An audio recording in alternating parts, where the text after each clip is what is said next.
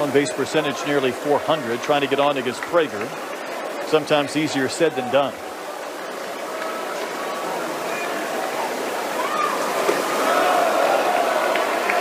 Cut, the one thing you notice about Prager right out of the gates is just his countenance. I mean, he's very calm. He's not animated. He's not screaming and firing himself up. It's just a low heartbeat approach. That's right. Just one of those really mature players. You love having him in the lineup. Chopper to third. Hensler gets a nice bounce. Gathers and throws on the run to retire Caulfield to begin the top of the second inning. Yeah, Caulfield wasn't expected to be back on the roster this season, and Chip Hale talked to him about playing one more season. Said, hey, think about the leadership and what you bring beyond just being a great player.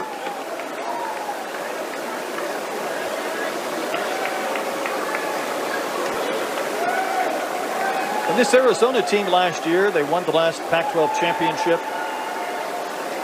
Found themselves back in the postseason again.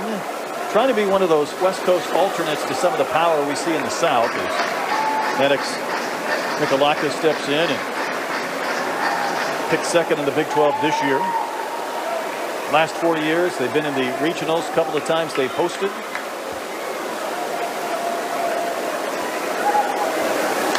And the 1-0 is now back to the screen. And for a number of years, you talk about the West Coast and USC and Arizona State, and went through a stretch where really the SEC and even some of the Big 12 teams started to steal a lot of the college baseball thunder. That's right. Yeah, and then, I mean, think about the history of Arizona baseball. I mean, they've got a really storied history. Think about their head coach, Chip Hale.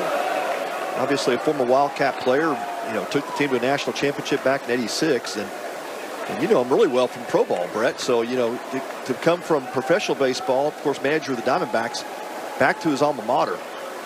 Huge win for Arizona as they make this move to the Big 12. And it was his dream job and is. And there's a fly ball to Cash in left. He's camped underneath it, makes the catch for the second out.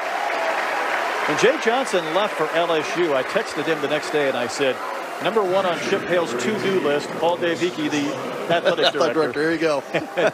Of course, he was on A.J. Hinch's staff at Detroit. A.J. had just lost Jose Cruz a couple of weeks prior to that to Rice. So he lost two of his coaches to their alma maters within the course of 2 weeks, right in the middle of big league season. That's exactly right. I forgot about that, man. Adonis Guzman, the catcher, big wave and a miss. Story of A.J. having to talk Jose Jr. into coaching. And he was working at the MLB union at the time. Sure was. Yeah. How the dots connect in baseball. Isn't that crazy? Pitch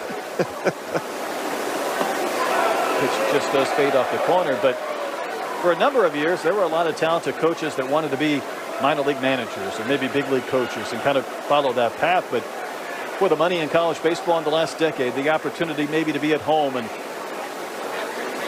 to really generate some opportunities, or whether it's your alma mater or not, it's become a situation where I'm not sure it's some of the best jobs in the country when you're a head college baseball coach at one of these blue bloods. Yeah, no doubt. And it's, like you said, the money has changed, and now you got a lot more headaches in college baseball with the recruiting and the portal. Everything's changed in the last 3 or 4 years. It has all changed. Wave and a miss. Tell you what, Pat, Prager's been on the money through 2 frames. Oh, he's just putting on a pitching clinic. Fun to watch.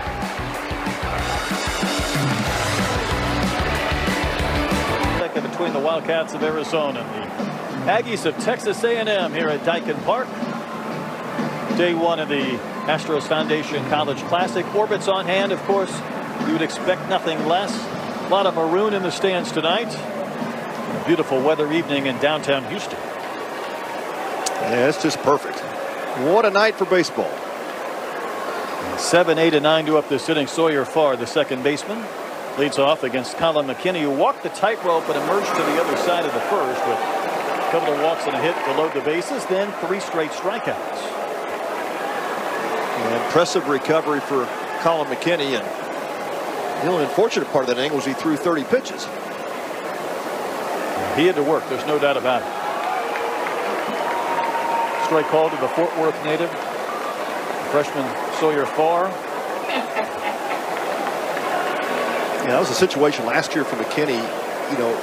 Gives up the base hit to Kent, walks Laviolette. Hensler that might have been a situation last season where it kind of spiraled out of control. That's where you've seen some maturity now with McKinney. You're pitching for Arizona and under the guidance of Kevin Vance, his pitching coach, and he has made some strides. Pat, we've talked so much about players making that big jump between their freshman and sophomore season. Sometimes they have summer ball to do so. I think the unique aspect about McKinney, it's with a different pitching coach, a different team, and a different staff. That's right. Yeah, it's a new perspective, and that's, I think, sometimes that's what players need. It wasn't like he had an off year or a bad year at Baylor. He actually pitched pretty well, but there were times when the command just left him, and then, within about 2 or 3 hitters, he was out of the game. Nice recovery for him, and if he gives Arizona 4 or 5 innings tonight, that'll be a win. Strike 3.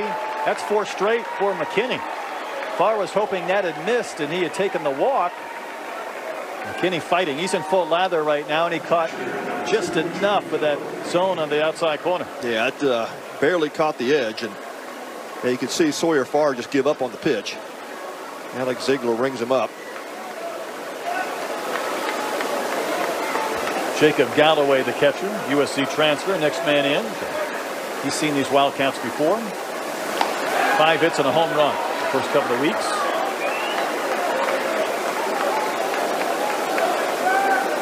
We know the Aggies offense is going to produce some big time numbers, and there's no doubt power will be part of that. A little bit of a feeling out process this week, and first of all, just trying to replace Gavin Grahovic, and then of course you got to figure out how the pieces work once he's out of the lineup and out of his position as well. That's right. And it's some juggling right now with Michael Early in the lineup, and he says, look, we haven't had a consistent lineup. We're still trying to figure some things out. You lose also Caden Sorrell. That was a big loss. It is. Yeah, a couple of big guys they were counting on the middle of that lineup. And it feels like kind of like a bit of a puzzle right now. When we talked to Michael early on Wednesday morning, he said it's a real crap day. And then he said, maybe I could say it better than that. But I think that summed it up. We caught him at a raw moment, Pat, after that loss on Tuesday night and with the injuries. And I felt like at times we were kind of helping him get through it with the conversation, because he has an intensity to coach this team. Oh, man, no doubt. And to be good. Hard hit. Nice stop by Caulfield at second from the outfield grass. Will throw out Galloway for the second out of the inning. Yeah, hard hit ball from Galloway, and just a better stop from Caulfield. Positioned really well. Taking that little gap between first and second away, and nice job getting to his feet, making an accurate throw. Yeah, I think you're right. Going back to early, it was his first-year head coach, right? He's been known as a tremendous hitting coach all throughout his career, but a lot of different responsibilities. And I think he even suggested, he said, man, I didn't realize all the interviews and the different talks I have to give. And he goes, I just like to coach baseball. But sometimes as he was talking his way through this stretch, his keel bats, he said, hey, I'm glad it hit us in the mouth now, punched us in the mouth. It's the response that'll be important. And he said, even though we've lost 2 games in a row, I'm more excited today for practice than I have been all year. That's right. Yeah. You can just see the fire, and of course, you lose a couple of games for a team that's ranked #1 in the country and high expectations. And, you feel that as a player. You certainly feel it as a coach. And sometimes the best thing that can happen is just get back on the ball field and get after it. And it's amazing how much the intensity goes up when you're facing some adversity. 3-1 to Terrence Keel, the right fielder. He did add that there's a target on our back right now. These opposing teams, they smell blood in the water. A #1 ranked team and a chance maybe to get a big win against them. 3-1 pitch. What a nifty offering from McKinney to get the swinging strike 2. Just didn't give in with a fastball and Keel out in front of the breaking pitch. 47th pitch. Maybe a bounce back inning from the economy if he can get the out, but he doesn't. He walks Keel. 2-out 3 pass will turn this lineup over. Get it back by Keel. Of course, a threat to run any time, and see if the Aggies try to pick a pitch to move him to second base.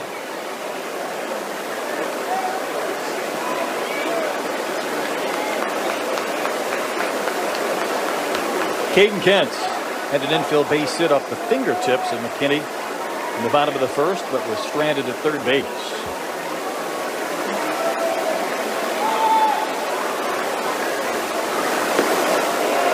Backdoor breaking ball for strike one to Kent.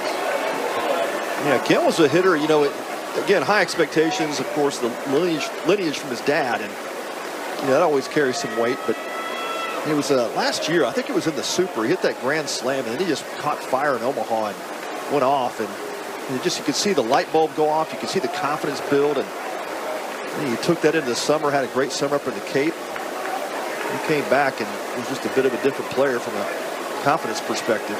Completely agree. If he doesn't get that opportunity, he might go into the summer with a little bit of an unknown, or trying to find some at-bats and some playing time in the summer.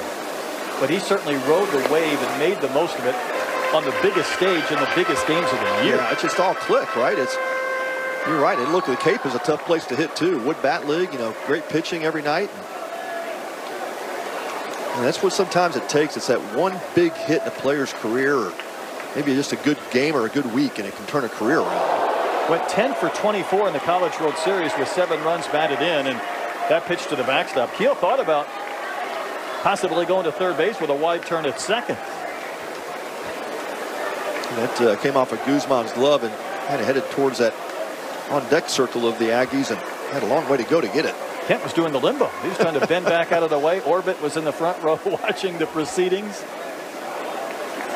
So a 2-out walk, now a 3-1 count to Kent. Should get a pitch to hit. Well, that tight breaking ball has been of the backdoor variety, has kind of locked up some of these lefties. Yeah, he's throwing it for strikes. He's going to throw that pitch again.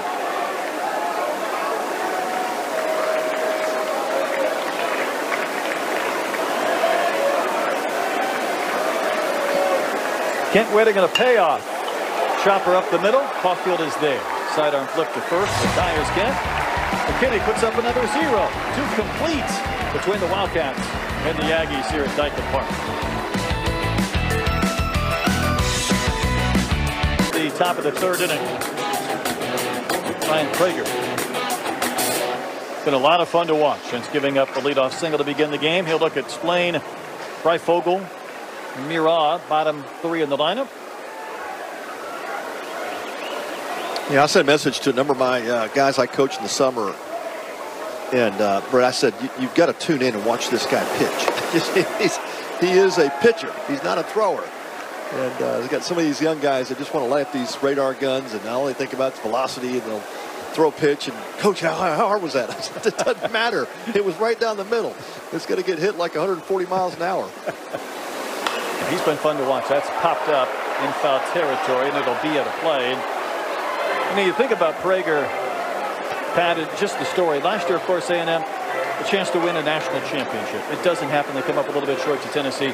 All of a sudden, Jim Schlossnagel's out the door to Texas, and that hurt, of course, Aggie fans. And then the question became, would they lose a lot of these players? Yeah. Like Lavula in the transfer portal, or would Prager obviously go to the professional ranks? So Michael Early gets the job. He keeps a bulk of the roster. And there's a wave and a miss, and down goes Splain. 4th strikeout through 7 batters for Prager. And then the icing on the cake was Prager, after being drafted in the 3rd round, saying he wanted to come back to College Station to win a national championship. Yeah, that was really an incredible turn of events. I mean, and that all happened within just a few weeks, right? And, you know, when Schloss left and Aggie Nation went crazy, and, you know, you just almost anticipated that roster getting stolen, right? There was a lot of people coming after that roster. At a time in which you can't get into the portal because most players have found homes already. That's right. That's right. So it was a huge hire for the Aggies to keep Michael Early. And, you know, is he young? Does he have head coaching experience?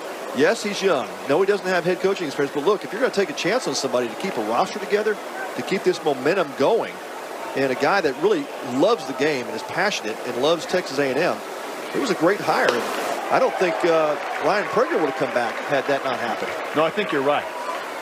And listen, he wanted to win a national championship.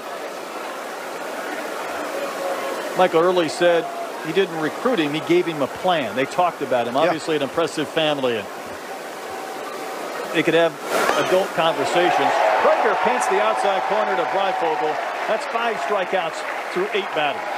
3 in a row.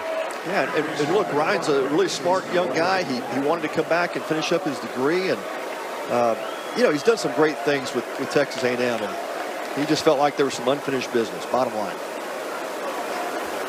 And all of a sudden the outlook then for Texas A&M really changed. Laviolette back, Prager back.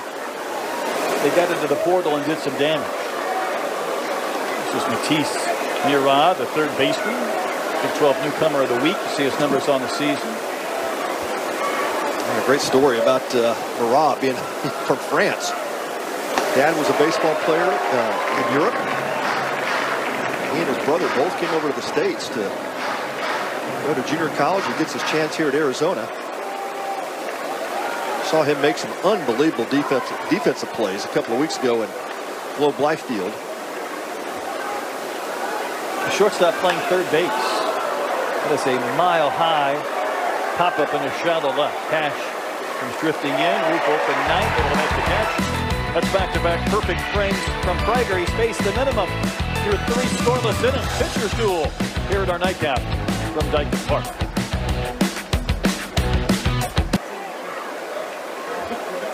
And for Colin McKinney, this is where you want to face Laviolette. Nobody on to start an inning. 29 homers, 78 knocked in a year ago. Certainly among the favorites to be drafted first overall. Hits the ball as hard as anybody in the country. Yeah, some of those exit velos that just jump off the page at you. And you can see why. I mean, he's tall, he's filled out. I mean, the guy looks like a player. He fills the uniform up well.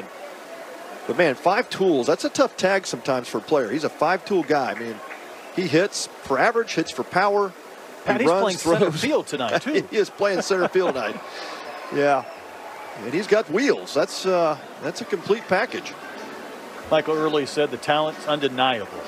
And he said, you know, care can be your biggest strength and weakness. In other words, you feel a little bit of the slow start. And I think even when we were talking with Coach Early the other day, he had his iPad next to him, and I think Jace was sending him some swings to look at. That's right. Yep, never wants to stop working, always, you know, looking to improve. But yeah, I think the care comment was sometimes you can care too much. And that time going down swinging. How about McKinney? Yeah. Going right after, striking out his 5th batter of the game. Fastball at 93 up in the zone. It's one of those high spin rate fastballs, and it just gets under the hands. Wyatt Hensler, the 3-hole hitter, also walked back in the first.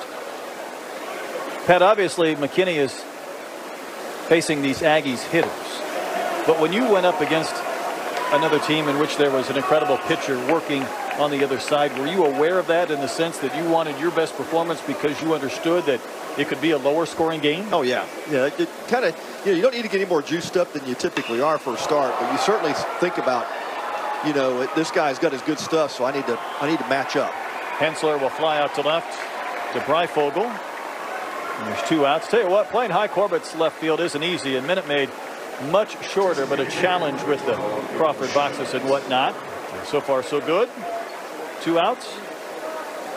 Yeah, Breifogel is really athletic. You got to have the athleticism if you're going to play left field at High Corbett. And you got Aaron Walton in center field who can just flat go get a fly ball. Tell you what, on hot days at High Corbett in that big ballpark, you feel like you're playing at the zoo. You're so deep.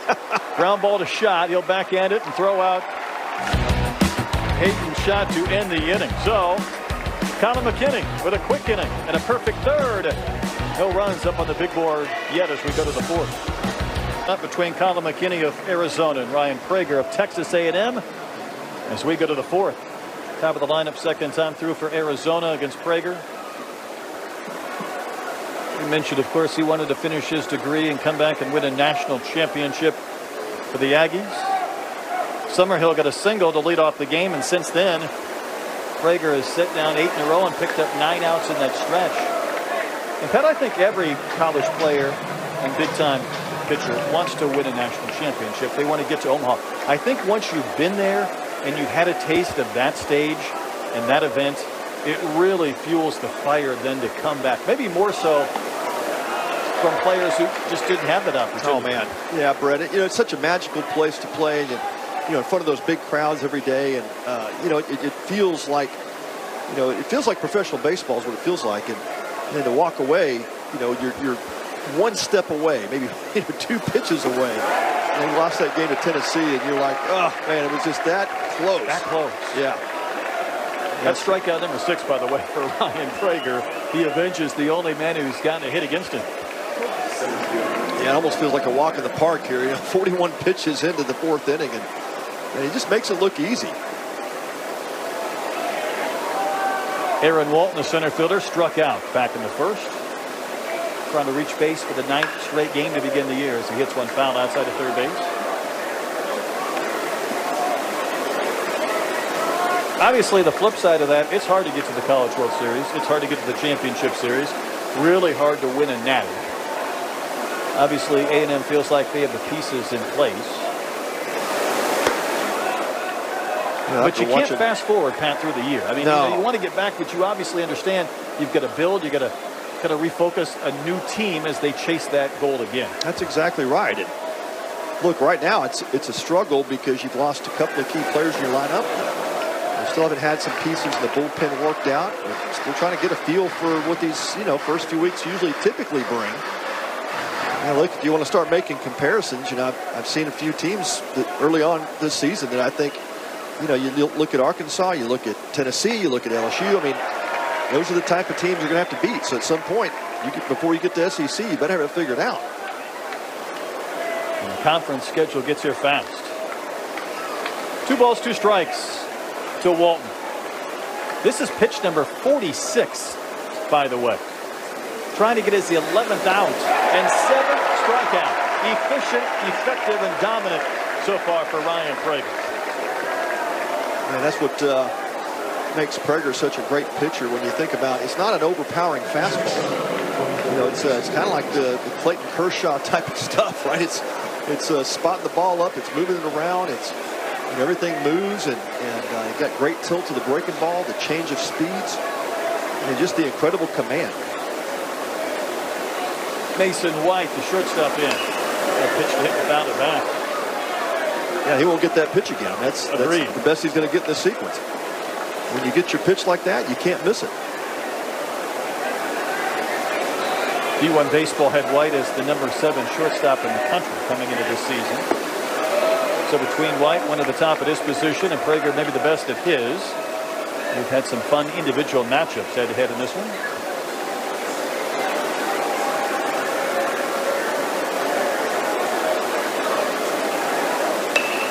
Soft pop-up towards the shortstop, Kent, but Hensler, the third baseman, there instead. By the way, that is 3 straight perfect innings for Prager. He's faced the minimum through 4 in a 0-0 game. No score between Arizona and Texas A&M. Game 3 of day 1. Tomorrow we'll crank it up with Tennessee and Rice. These Wildcats will take on Mississippi State in our middle game. A&M back to take on Oklahoma State in our nightcap. Got some blue bloods of college baseball in this event. These teams, it's hard to imagine that last time they played was at the 2011 College Station Regional. A&M leads the all-time series. Pat, I love this. 23 to 22 to 1. That's pretty even. About as close you can get. Blake Binderup, the first baseman, leads off against McKinney. 5, 6, and 7 due up for A&M. They had the bases loaded, nobody out in the top of the first. Not only did they not score, Pat, they haven't had a hit since. Yeah, that was a great recovery by Colin McKinney, and he has put together a couple of nice, clean innings. Good mix of pitches.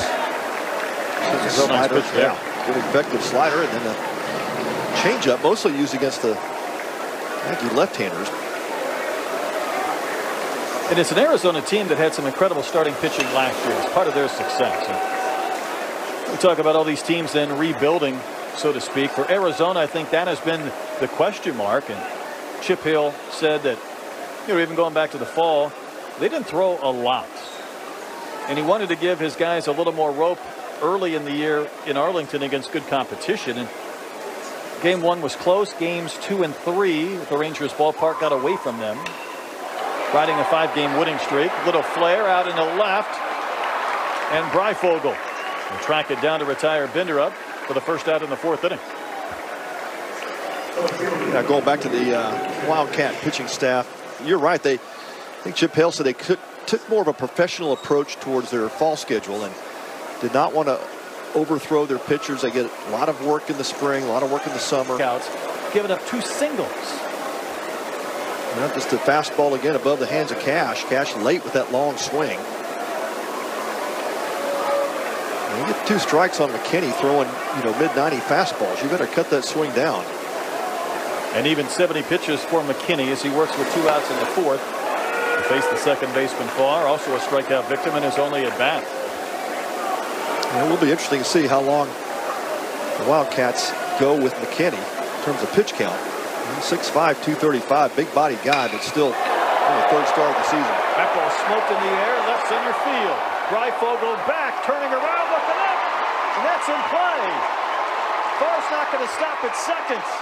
A stand-up triple, he just missed. Hitting one up on the walkway in deep left center. First extra base hit of this game is a 2-out triple. Yeah, how about that power from Sawyer Farr? And fastball, it was looked like maybe even off the plate a little bit to the outside, but he got the barrel to it, stayed on it. Missed by about a foot. Golly, yeah. And when you haven't played left field in this ballpark, you're contending with those brick pillars and the walkway below the yellow line and playing some hard caroms, and that was an easy 3 bases for Farr, and Aggies have a chance to score the first run of this game with Jacob Galloway, the catcher.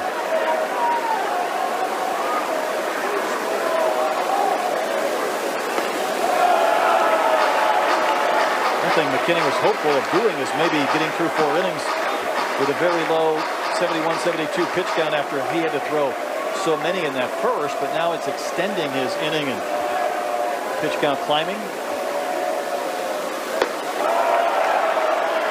2 of them.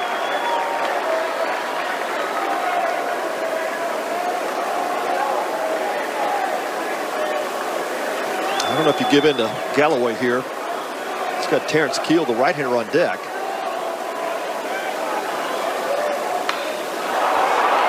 That is a big-time pop-up on the infield. Caulfield there. He'll make the catch. Aggie fans trying to holler to see if he might let that ball drop. 2-out triple is wasted. Still scoreless as we go to the 5th at Dyken Park. For the Aggies, 1 for the Wildcats as we go to the 5th in a scoreless game from Dyken Park. This pitching matchup has come as advertised. Prager has faced the minimum through 4 innings, struck out 7. He gets the cleanup hitter, Aaron Caulfield. I was told before the game, Pat, hey, it might be a long shot, but Prager is 13 strikeouts away from 200. He'd be the 21st pitcher in school history. It seemed like a long shot, but maybe not as much anymore with 7 Ks through 4 innings. Pretty impressive. Yeah, if you're Arizona, you got to be thinking about just putting some balls in motion here, trying to move the defense around. I know Caulfield's a cleanup hitter, but you got to maybe start thinking about, putting a bunt down here or there and get a guy on, maybe hit and run, but do something to try to get Prager off his game, because right now he is in complete control and just been absolutely dominant. I know sometimes hitters don't like facing pitchers that are really animated. Kind of their emotions might fuel some reciprocity with the hitters. But when you're facing a guy like Prager, who's so calm and so quiet and so sleepy at times on the mound, it would almost frustrate me more. And there's a wave and a miss. Yeah, almost like you're waving your hand in front of his face and he's just mowing you down. Just no emotion, man. The guy's steady Eddie, and he can't even get on about his Huck Finn pants. I mean, it's like it's nothing shakes the guy, 8 strikeouts. And this is Mikalakis, the DH, who flew out to left his only time in.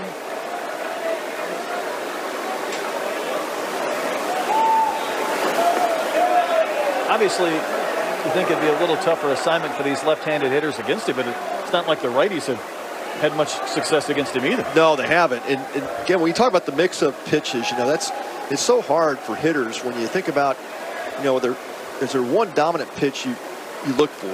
Yeah, most guys are going to have their dominant pitch. You know what it is when you go up there, and kind of the sequences he's going to throw those in. When you've got 3 dominant pitches, And think about what goes through a hitter's head then, right? Like, what do you sit on? What do you look for? I mean, what's your approach? And that's why I said with Prager, you almost got to cut the plate in half and just look for a particular zone, not maybe a particular pitch.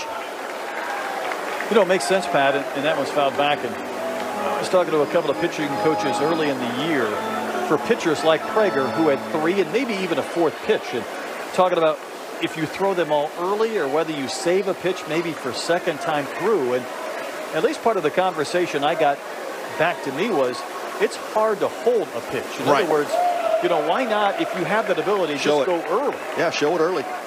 Yeah, show it early. I mean, there were games when I didn't have like my really good fastball control, so I was throwing more of my secondary pitches, and you found that one you could spot.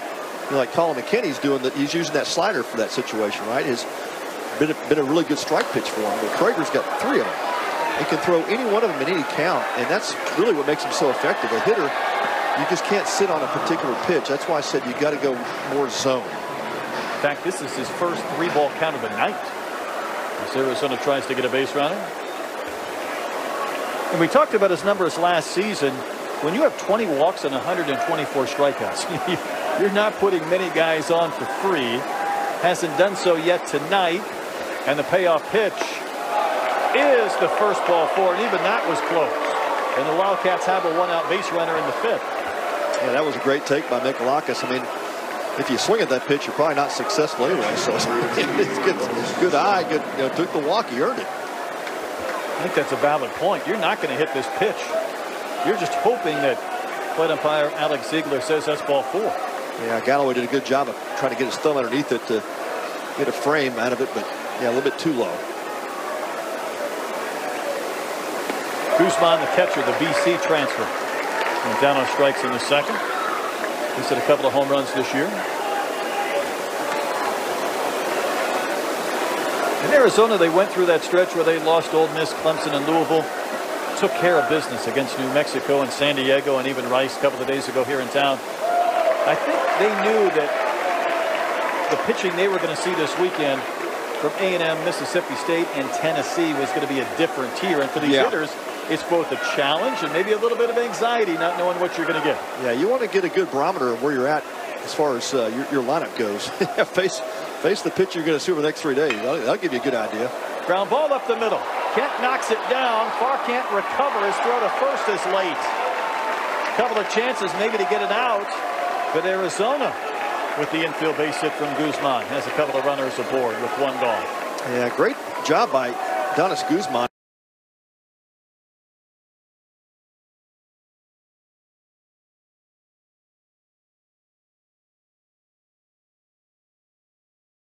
Pitched down and away from him, and had Farr stayed at second base and kept that foot, would he have been able to maybe reach and I don't think so. I think it was too far away. Yeah.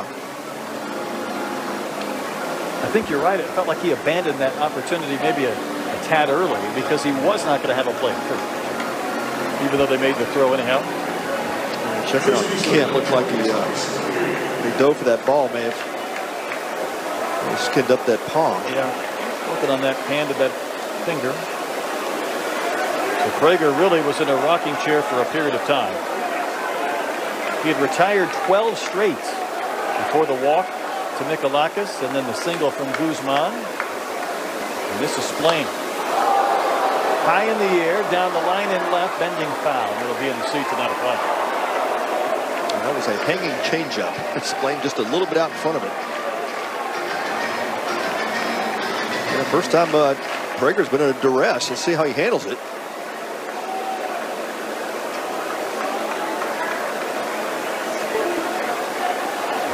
5 home runs a year ago for Splain as the starting first baseman. Big moment early in this game. Pitch over but low. Count a ball and a strike.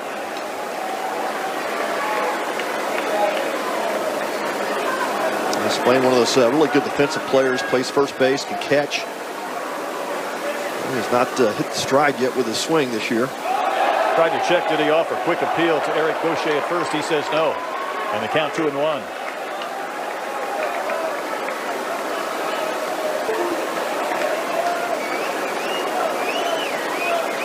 See it again. Yeah. Check. Good check. Fairly easily. Yeah, I think they moved Gaucher over to third base. He's the third base umpire. Doug Williams is at first base. Pitch just misses again. I think that's something Bill Cousins would have told me.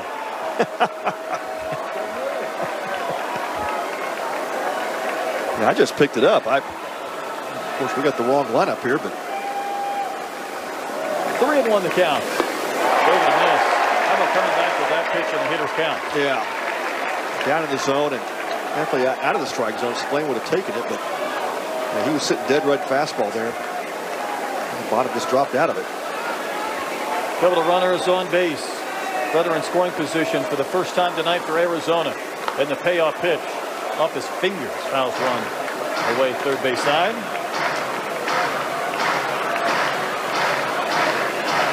A big opportunity for Splain here. Arizona's not going to get too many chances like this tonight. Got to take advantage of the ones you get. That's got to be going through the minds of the Wildcats. Counts full. Payoff pitch. That's down. That's ball 4. How about a couple of walks this inning? And the bases are loaded for the Wildcats. Yeah, very uncharacteristic of Ryan Prager. Again, we talk about him not giving in to hitters. You know, he's content. He's okay with that. He doesn't want to load the bases, but it certainly doesn't rock his world at all. And first visit tonight for the Aggies. Along with that in the dugout. Aggies will get their pen up and moving.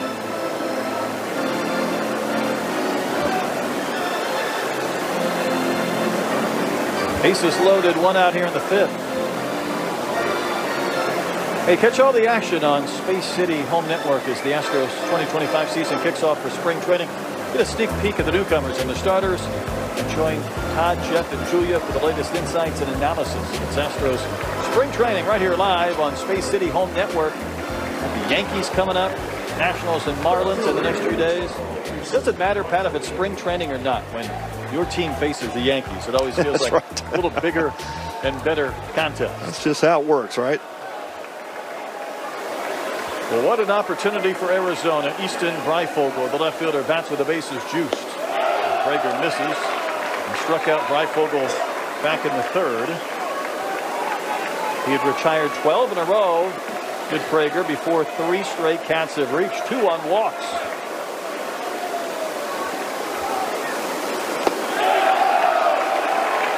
That is Prager just missing a little further out of the zone, or are these Wildcat hitters seeing him better second time? Yeah, I think they're seeing it better the second time around. See if Prager has to come back over the plate. Even then, he works on the outside corner and gets away with a miss.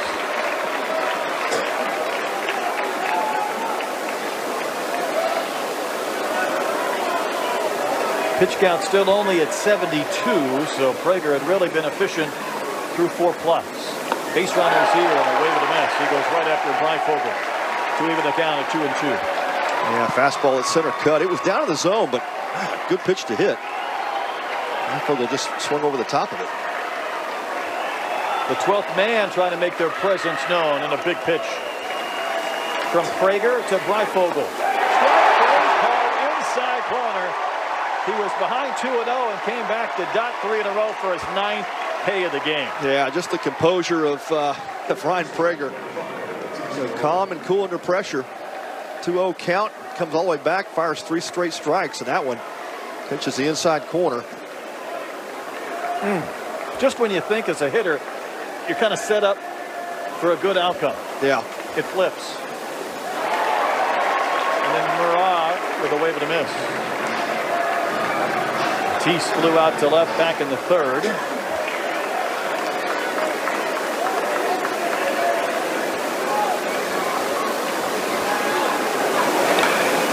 On the ground but fouled over near the dugout. So A&M had the bases loaded, didn't score in the 1st. Arizona's loaded them up in the 5th. But Prager a strike away from stranding 3. Well, Colin McKinney turned the trick on A&M back in the 1st. Can Ryan Prager return the favor here in the 5th? See what he does, 0-2. Fades one off the corner. Murad would not chase.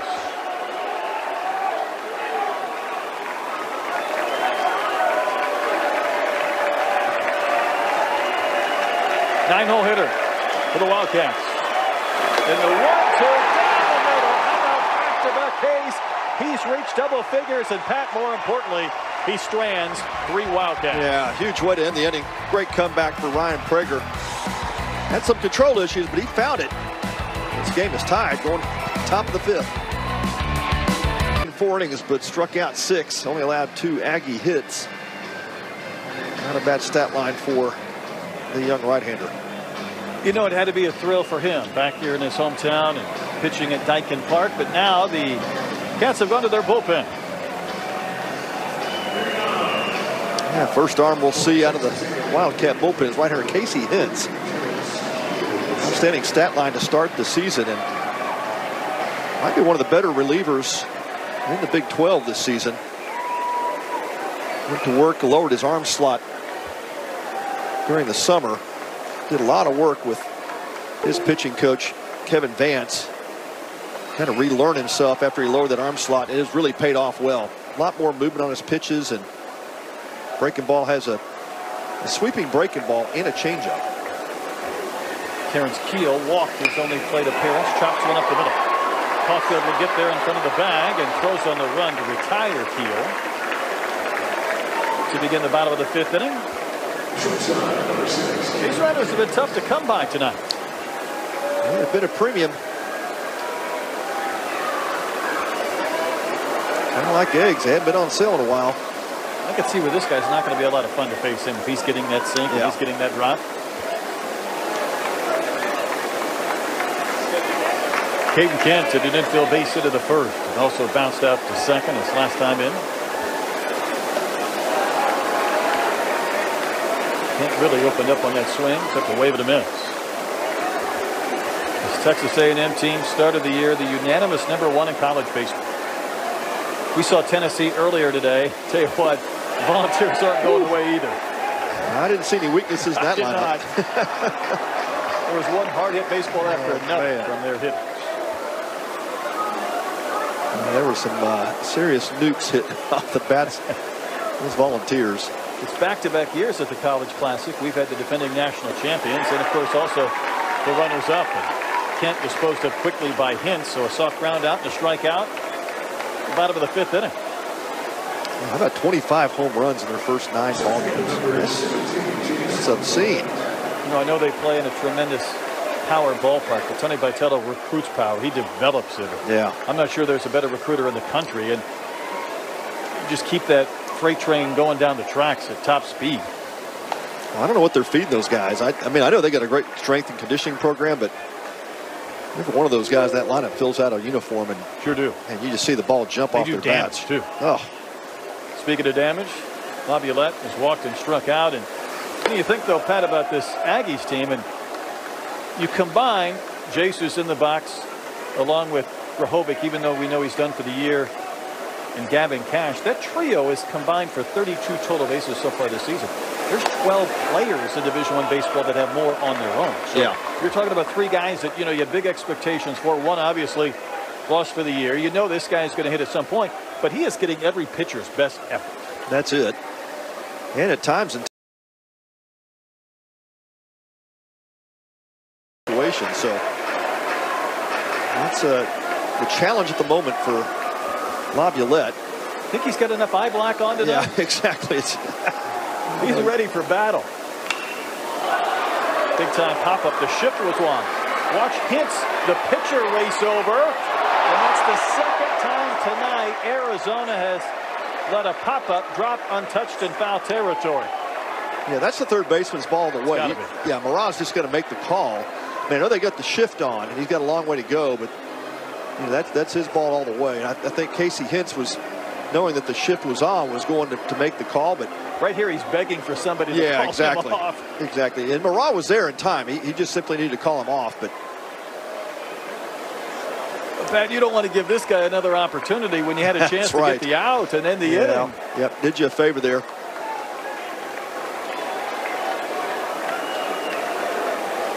Also talking about another Houston area kid, here in Laviolette. Tompkins High School in Katy. Took that one off the shoe top. They fouled it away. Yeah, and every great hitter goes through these slumps. I mean, it doesn't matter who you are. You're the greatest hitters in the world. We'll go through it. And he'll figure it out. This won't last forever. I think that that remark from Michael earlier about, sometimes you can really care too much about this game. Sometimes you just got to walk away and leave it alone. That might really. You've got a chunk of Guzman as well. Your strengths could be your greatest weaknesses, and Arizona had a chance to get out of this inning, and yet Laviolette reaches base with 2 outs. And 2 for 1 on that pitch. Magic ricochet. Got them both.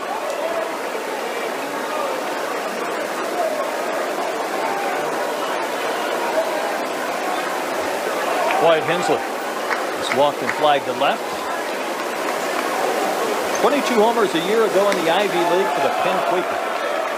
And I don't care how much success you have in the Ivy League, there's got to be a little bit of that can I play in the SEC thought process when you come to Texas A&M. Yeah, I think so. I mean, it's every level, every conference is different. I mean, you go to the SEC, it's like playing AA baseball every night. It's a grown-ups league, in a league that has never been older and maybe even more talented. In a sense, Omaha has almost become kind of a SEC invitation when they hope to get 4, maybe 5 teams of the 8 every season. That's right. And sometimes what keeps the SEC from getting more is when they line up 2 teams in a super. 2-0 pitch. Hensley to the strike. Hensler bounced one away. Yeah.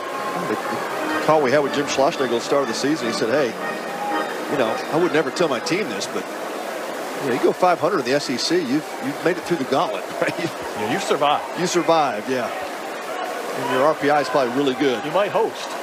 Exactly.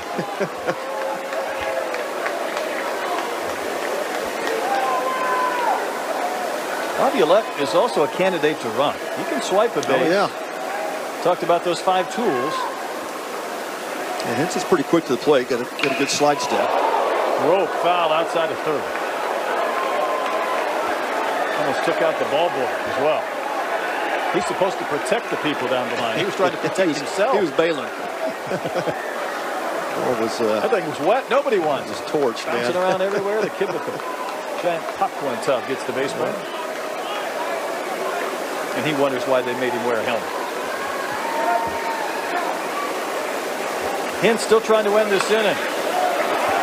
Shot the foul. Yeah, at the moment, Hensler's swinging the best bat for Texas A&M. He's been the hottest hitter so far in this lineup.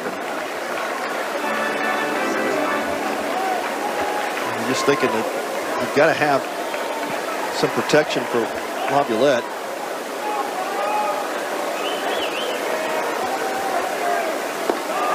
I'll tell you what, Hensler will be Chase's best friend if he puts up some numbers. That's it. In this interim. The count's gone full, so Laviolette will be off with this pitch. An extra base hit could possibly score the game's first run.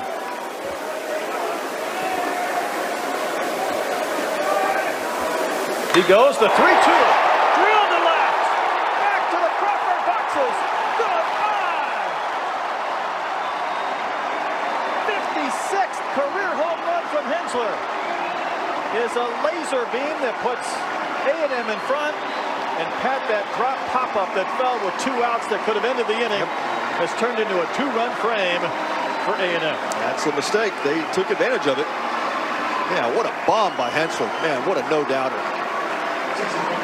Pitch just kind of hung up in the zone for him, and man, he was right on time. Just put a tremendous swing there.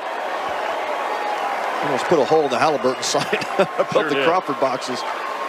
That was a nuke. Yep. 2-out hit batter after the pop-up fell off the bat of Laviolette. Then the home run from Hensler. Hayden shot the DH. He's 0 for 2. He missed a chunk of the fall with some knee cleanup. Batting clean up tonight. And the bouncer to Caulfield, and shot will be retired, but damage done. 2-out, 2-run homer by Wyatt Hensler. We've got some runs, and the Aggies in front of the Wildcats.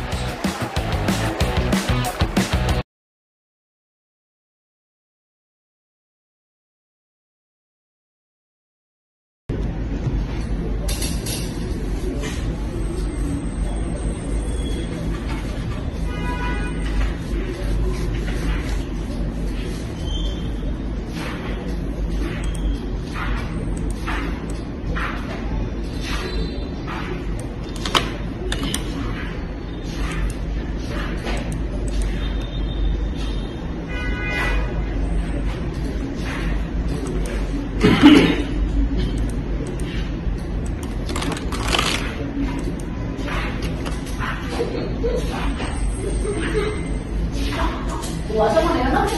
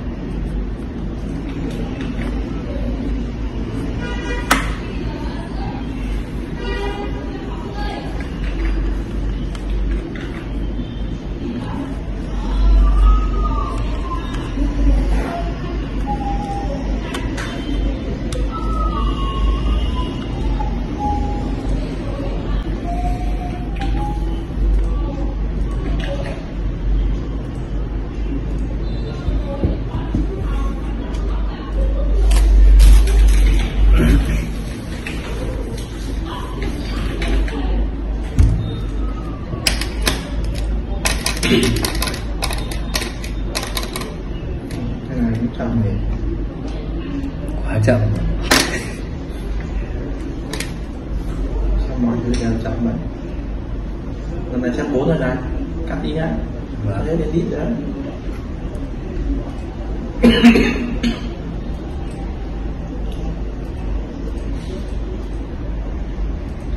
Không có gì hết.